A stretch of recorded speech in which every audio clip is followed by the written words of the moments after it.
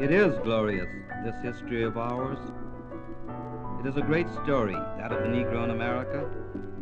It begins way before America was America, or the USA, the USA. It covers a wide span, our story. Let me tell it to you. Hear the wind in the sails of the ships of Columbus? They say one of his pilots, Pedro Alonso Nino, was a Negro. That was in 1492. Certainly by the early 1500s, black explorers were coming to the New World. One of them was Esteban, or Estebanico, his nickname, which means in Spanish, Kid Steve. Tierra! Ahí está tierra! From the deck of a Spanish galleon he cried, "Land! There is land!"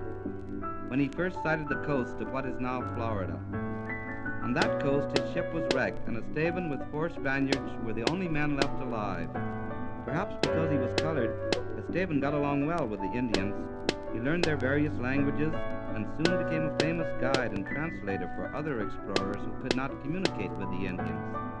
All the way across the southern part of what is now the United States and as far as Mexico City, for 8 years Esteban wandered. From Mexico in 1539 he set out with Friar Marcos de Niza on an expedition toward the north to find the fabled 7 cities of Cibola, which were said to be built of gold. Esteban was the only Negro in the group. The Spaniards held out until they got as far as what is now Texas. Then the heat and the dust overcame them. They asked Esteban if he would go ahead with the Indian guides and send word back to them as to what he found. Esteban did not find the cities of gold, but he did find rich Indian pueblos with houses of sun-baked brick, whose doorways were decorated with turquoise. And he discovered the rich and beautiful country of gold, cotton, copper, and flowers that is now Arizona. So you see, the first Negroes did not come to America as slaves. They came as explorers. History says that when Balboa discovered the Pacific, 30 colored men were in his party. 1619 was the year when the roots of slavery began in Virginia, and ships filled with captured black men and women began to sail across the western ocean to our shores. In chains, crowded in the dark holds of the slave ships, they sang their mournful songs.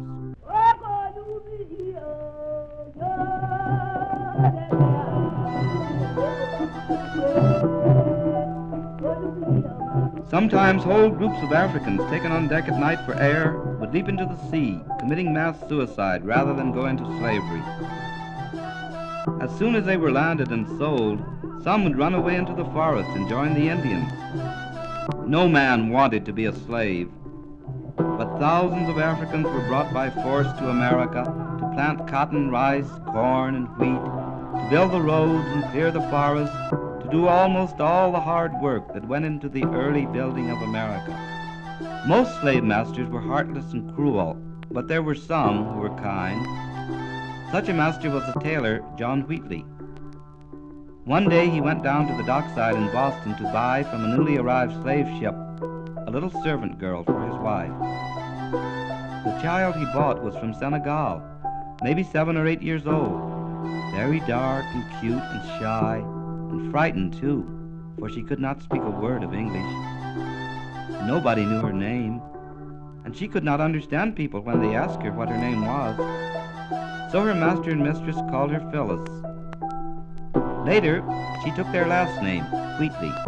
Before she was 20, that name, Phyllis Wheatley, began to be famous all over the New England colonies, for she became a poet. General George Washington wrote Phyllis a letter commending her talent. Because of her genius, Phyllis was given her freedom. But in a land of slavery, when Phyllis wrote one of her famous poems about the freedom of the American colonies after the Revolutionary War, she must have been looking forward to the future freedom of her own people too. This is a part of her poem, Liberty and Peace, 1784. Lo, freedom comes, the prescient muse foretold. All eyes the accomplished prophecy behold. Her port describe, she moves divinely fair. Olive and laurel bind her golden hair. To every realm shall peace her charms display, and heavenly freedom spread her golden way. The first man to fall for American freedom was a Negro, Crispus Attucks. When a group of Bostonians who did not like being ruled by the king protested, and the redcoats fired, Crispus Attucks was shot dead. Today, in Boston Common, there is a monument to Attucks, the Negro who died for American freedom.